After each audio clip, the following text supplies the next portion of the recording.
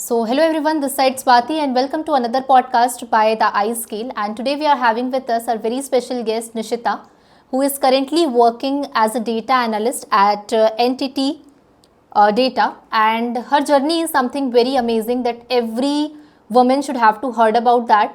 And all the things that Nishita has achieved in her career is truly commendable, and that's why we are having this podcast so that any girl who is watching this conversation from tier 2 3 city would be learn from her and take guidance from her. So Nishita, thank you so much for joining the session today.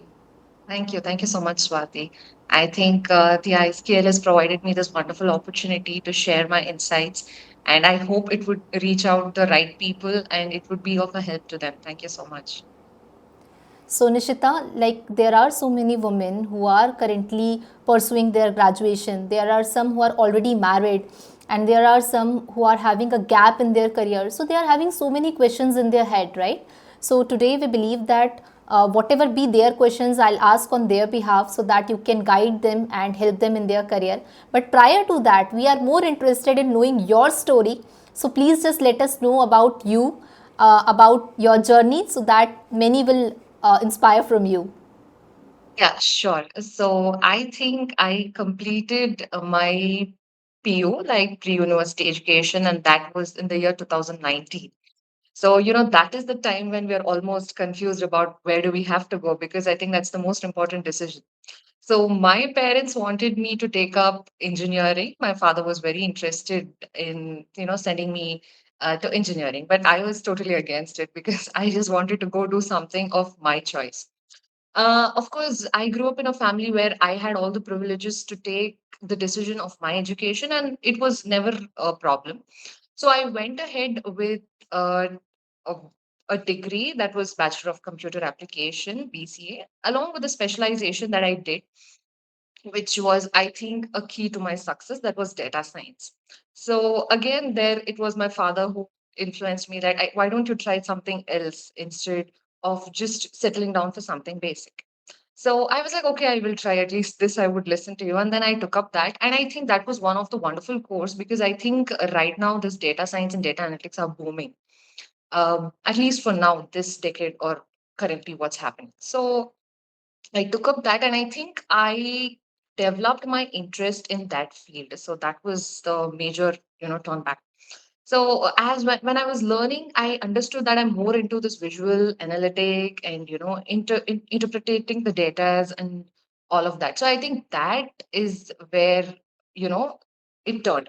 So I think after my BCA, I wanted to go further and complete my MCA, which again didn't happen because I was aware in the last years of my degree, I understood that now MBA also, like Master of Business Administration, is also coming up with a specialization, which is business analytics. So I have already had a degree in data science. So I just wanted to go ahead and complete my master's in that. So that's when it was very unexpected. When I was in college, I was like, who does a MBA after BCA? It's like a total different field, but lots of twists and plots happens in life. And I ended up in MBA, and that was again one of the best decisions that I did. So every time in academics, I've never regretted, oh, I shouldn't have taken this, I shouldn't have taken that. I think that is very important as students because the moment we get influenced by taking, okay, my friend has taken this degree, my relative is suggesting me that degree, I think that's where we, go wrong. So immediately even before I could complete my master's, I think I was in fourth semester, I had to go attempt my exam still, and I got an opportunity from Entity Data. They were like, "Oh, do you want to like join? There's a role as data analyst. If you're interested, can we schedule an interview?" And then, luckily, fortunately, everything was great. And then I cleared the interview, and then I'm currently working there. And I think even at work, it's going very well, like I expected. And I'm actually doing what I learned and what I love to do. So I think that was about my career. That's really amazing. So, Nishita, please just let us know about your roadmap that you have designed for yourself. During MBA, also, you were learning certain subjects related to the field of data analyst. So, how did you plan your journey? And for data analyst, what kind of skill set you have acquired? Kindly share your views on that. Yeah, sure. I think the first year, that is the first and the second trimester, I was mostly focused on academics because, like I mentioned, I came from a total science background, and MBA is something that you deal a lot with other things and not just science alone. So it was a challenge for me initially. I would not deny that. So you have theory based subjects, you have business, you have stocks, finance, accounts, and all of those things. So I think the first 2 years, my focus was only on academics.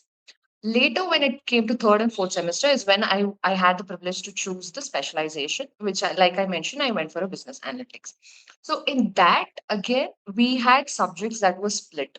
So, firstly, I think in what happens in data analytics or data science or business analytics subjects, I think the programming languages such as R, Python, and SQL play a very important role.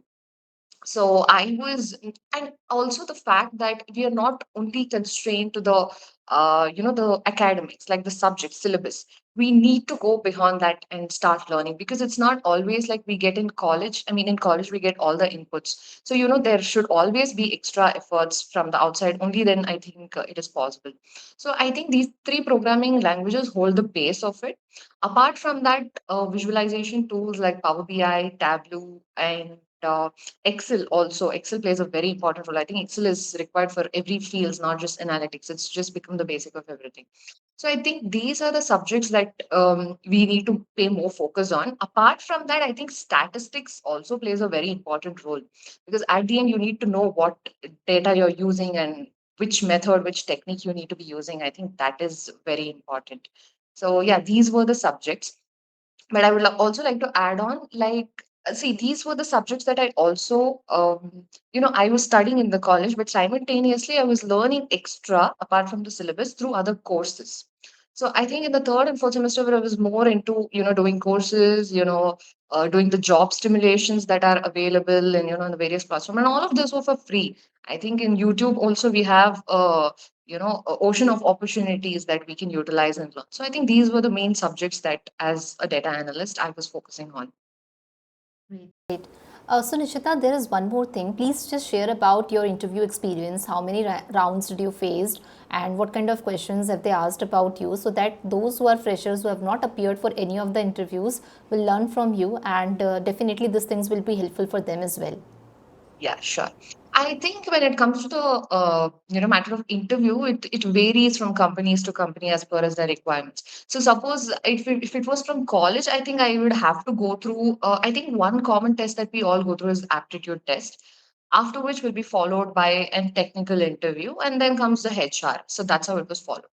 So with this opportunity, I got it like from elsewhere, that's outside in an outside platform.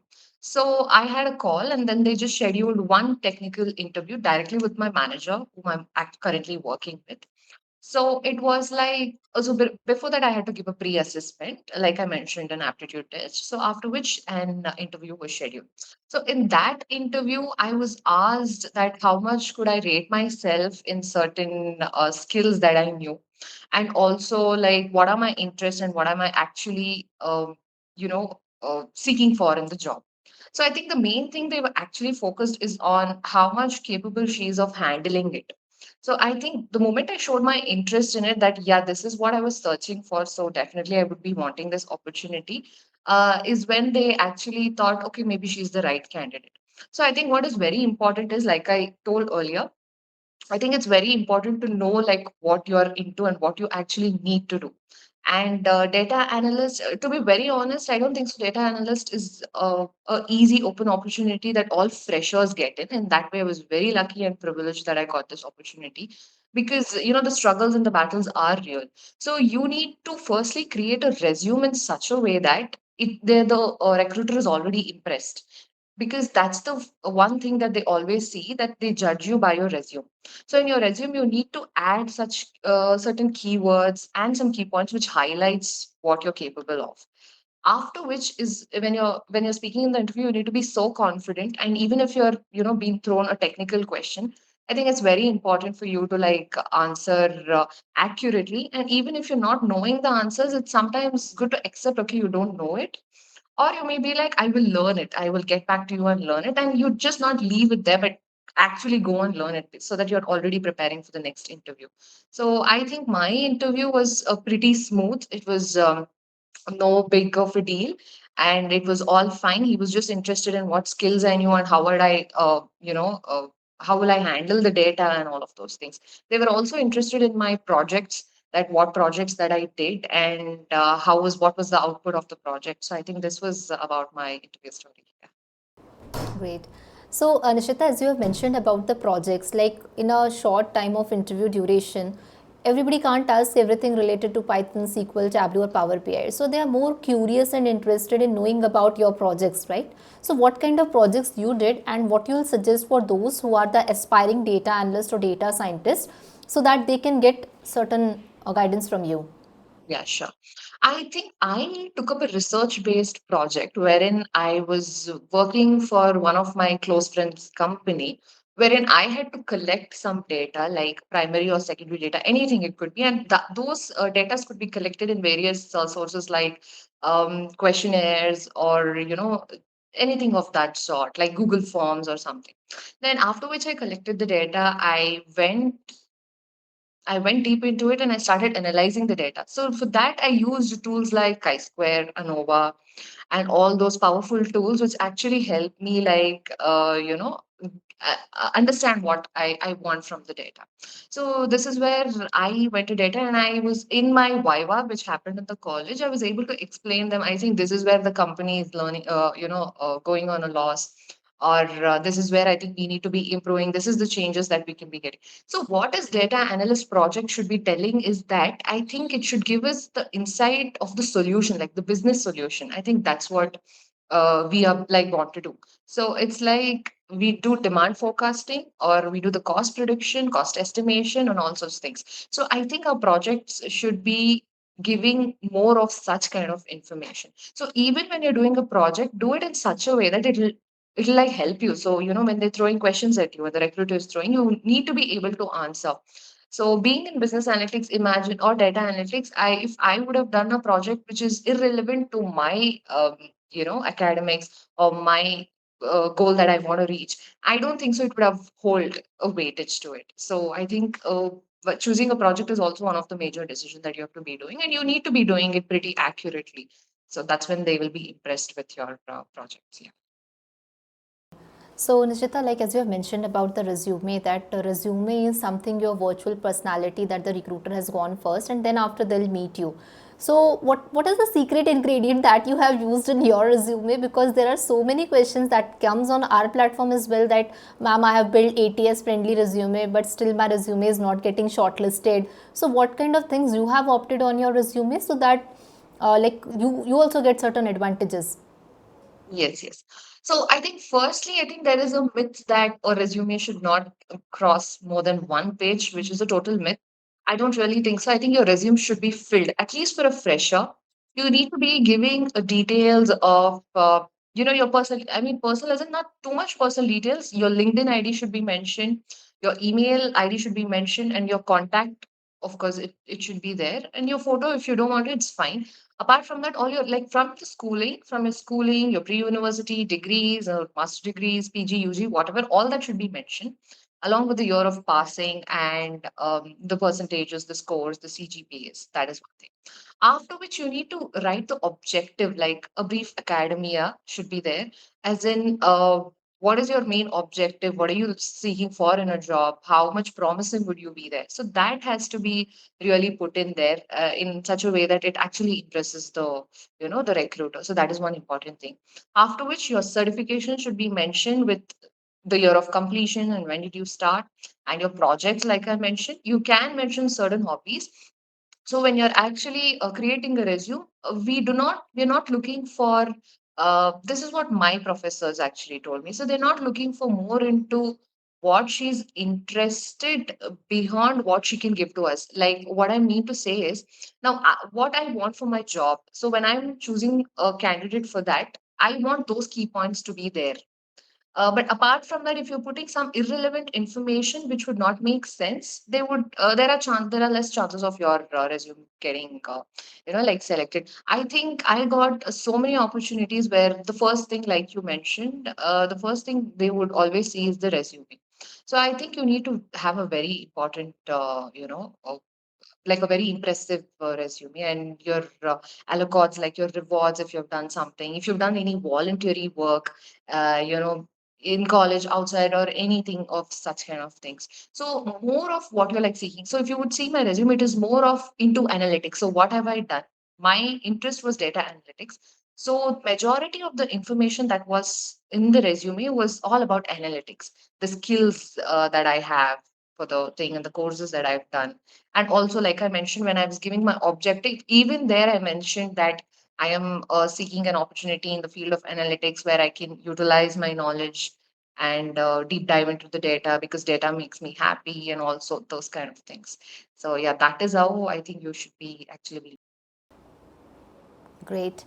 So, Nishita, one more thing, like as you've already started working as a data analyst, so how does your day look like? What are the challenges you faced on day-to-day basis as a data analyst? Just share your experience with us.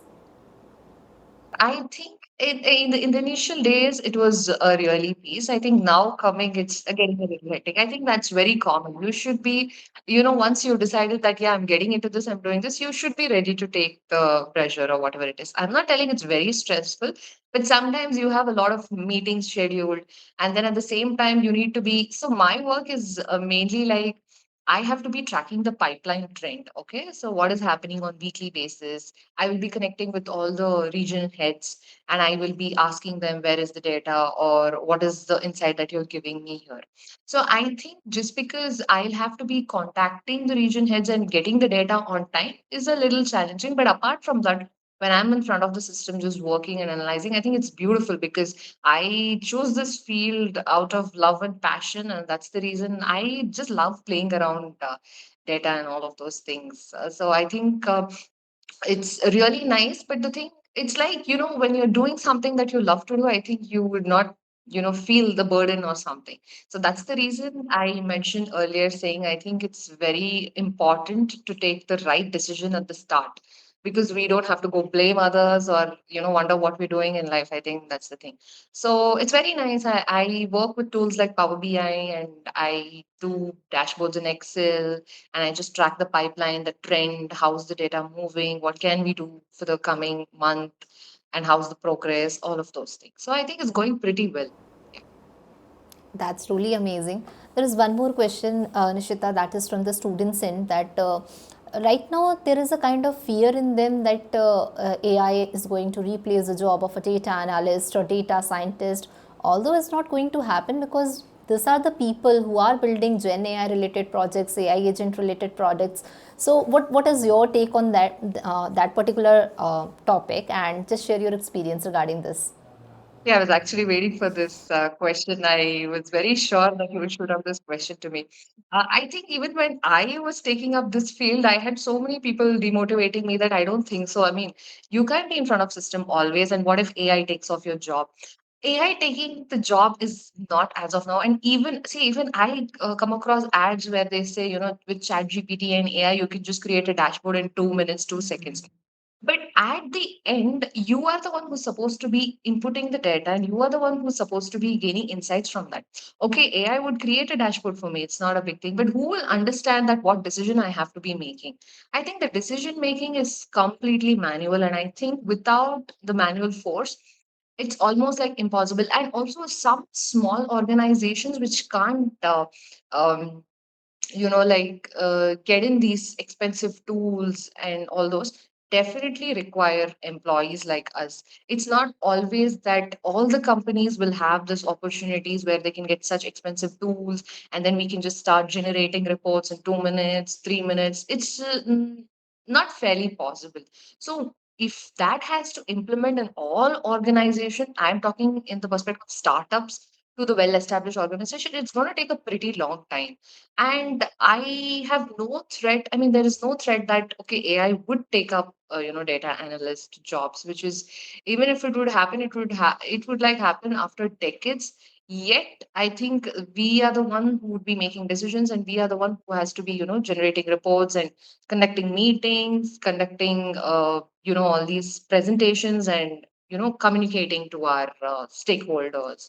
or other business partners. So AI can't do that. AI can maybe just generate a report and give. So I think there's no fear or threat. You can, choose it wisely, and always go ahead with it. I think it's a wonderful choice. Yeah. Yeah, truly. Like AI is not a replacement at all. It's just an assistant who can help you. And those who are not learning that skill set would be somebody who can face certain challenges who are coming in the corporate sector, as we have already seen layoffs and everything like that. So yeah, upskilling is something that is required at every point of time. So Nishita, let's suppose there is a girl who is just a beginner, who just know that okay, these are the work that a data analyst do. So how she or he has to start in their career with Python, with Excel, with SQL? What are the things that you'll suggest for them? I think someone who's interested to get into this field, I would suggest you. So, firstly, a data analyst course is a course which is of a less coding. I think that's why I went ahead and took this, because I was not very great at coding. Coding was not my cup of tea. So that's the reason this interests me. So, I think you have to start playing around the data. So I've read this quote that says, "The more you torture the data, the more it confesses to you." So I think the moment you start using, I think it's best to start with Excel, because Excel, you go in, you start applying formulas. Of course, coding is required. I would never say there's zero coding. There's always some percentage of coding, but compared to a complete, a computer science background, I think data analyst has a less of coding.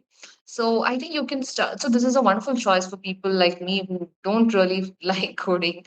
So I think what you're supposed to do is maybe start with Excel.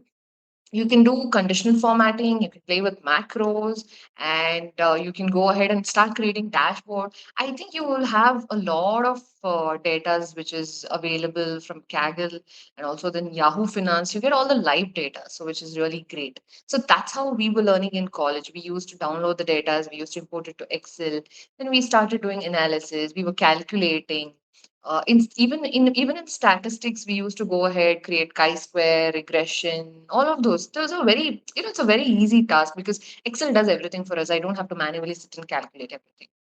So that was which, and after which slowly you can start using Power BI and Tableau. Tableau is, of course, you'd have a lot of connector opportunities compared to Power BI. But I think Power BI is nice. It's fun to play with. So, even when you are selecting some wrong attribute for the data, I think from the data, I think it'll show you that there is something wrong, and maybe you should be using another chat. You have to be using a different attribute for that. And the fun part about this is the customization that comes in Power BI. So, you can go ahead and create a wonderful Power BI. I think that is where I enjoyed my learning. I think that's very important. And again, in Tableau, also, you have this map opportunity. You can see a map, uh, a 3D representation, and all these colors. It's all fun to play with. So I think that is one thing you can do. And slowly, after learning this Excel, Power BI, Tableau, I think a base of statistic knowledge is always required, like I mentioned. And you can go a further ahead and start learning SQL and Python. I think those both are actually very important. And coming to Python, you need not master Python so much. Even I don't have an in-depth knowledge about Python. It's just on the basis level, but you should know, at least there are certain codes that you need to know, which are like mandatory, because even when you mention, and also one more thing important about the resume is when you're mentioning a skill, you don't have to mention that, okay, I know the skill like very accurate. You can mention basic level, intermediate level, so that they would not actually ask you a question regarding that, like, okay, so you've mentioned this, so tell me what is that, tell me what is this. They don't go deep into it. So Python and SQL is slowly you can start learning with it. In an intermediate level would be totally fine as a fresher.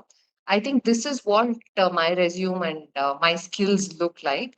So I think, yeah, that's how, and I just got it. Yeah. So, Okay. So Nishita, for cracking any interview, technical skills along with the communication skills plays a very crucial role, right? Because you have made a very good project, but if you're not able to explain that project in front of the recruiters, then definitely this thing will create a problem. So how much importance the communications skill set holds in your on-site projects as well, while working as a real data analyst inside the companies? So just give a brief opinion on that. I totally agree with it. I think communication plays a major role in your job. I'll tell you why. I'll give you a live example. I think in my job, I deal with a lot of US clients, who are located in different parts of US. So it's more like when I'm communicating with them, I should also be capable of understanding their accent and what they're trying to tell. And I should also sound convincing to them. Okay. So a company would not, think twice to just remove you from a project if you're not good at communication. It happened with me. There was another, a colleague of mine who was working and he little had a communication problem. They just didn't think twice to just, shift him to another project.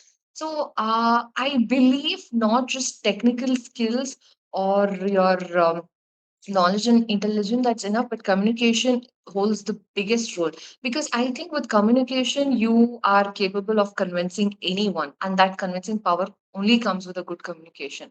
So a huge suggestion to all the freshers who are seeking job, I think you have to start seeing maybe Netflix series, read books, or anything like newspapers, wherein you're able to build communication. And one thing is, be confident when you're speaking. It should not sound that you're doubtful about yourself, or don't even fear. And I think colleges and schools are the right platform for you to go and start speaking in front of the crowd. That's when I think you start getting that confident, and you build that confidence, because good communication shows a great professionalism, and that's very, very important in a corporate work. So, definitely, I totally agree with that. I think communication is a must and should have skill.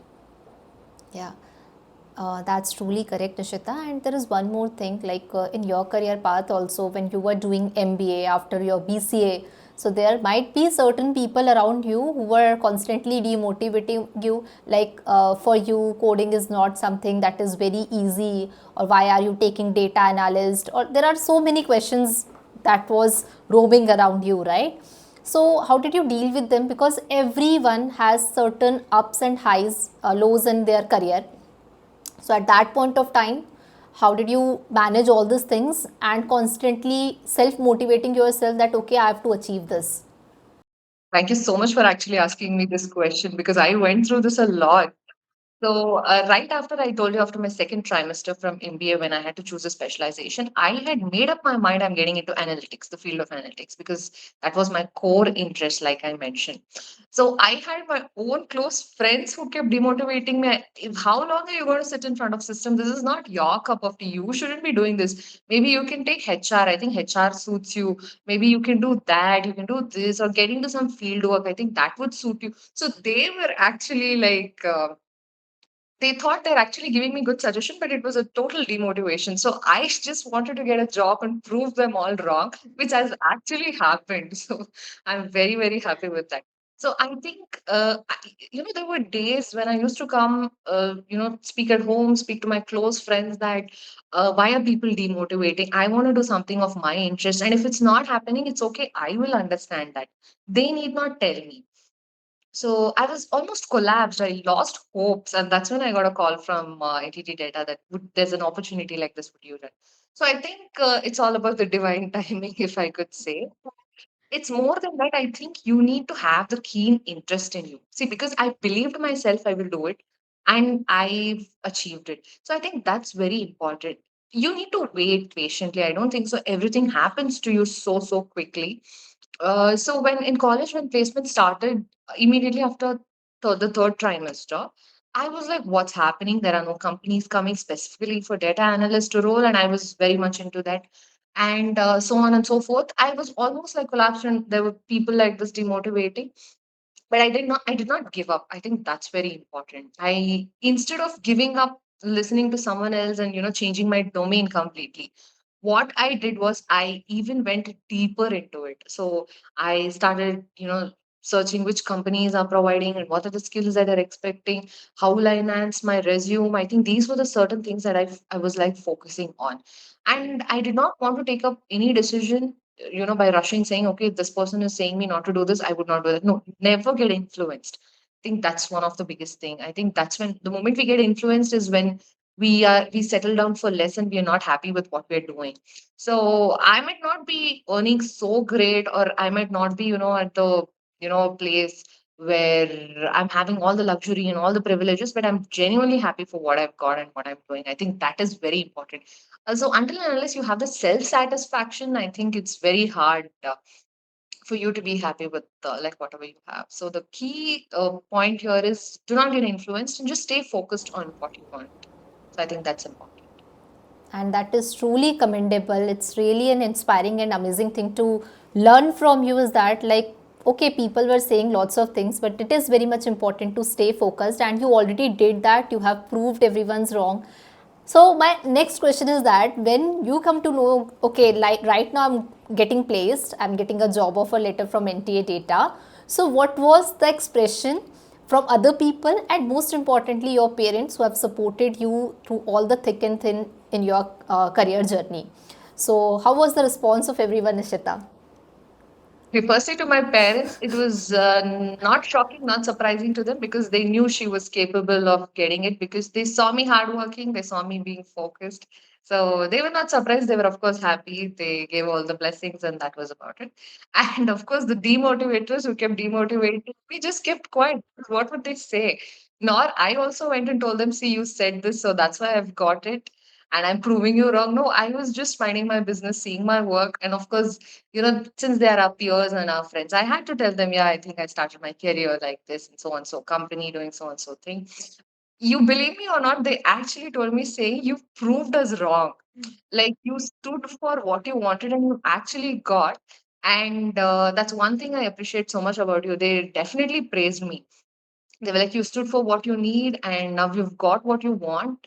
And I think that's a great thing. I'm so proud of you. They were actually very proud, and I genuinely feel they were a little influenced and motivated by me because I stood for what I actually wanted. Whereas they were all confused. They were like, okay, this is not happening, that is not happening, what to do, how to move forward.